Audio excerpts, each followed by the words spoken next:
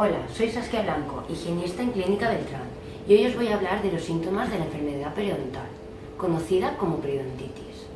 Algunos de los síntomas son presencia de placa dental o sarro, que de repente notemos que tenemos movilidad en alguna pieza dental, que la encía cambie de color, convirtiéndose en más rojiza y sangrando muy a menudo, que las personas de nuestro alrededor nos digan que tenemos mal aliento, que la encía se retraiga, pareciendo que los dientes son más largos de lo normal.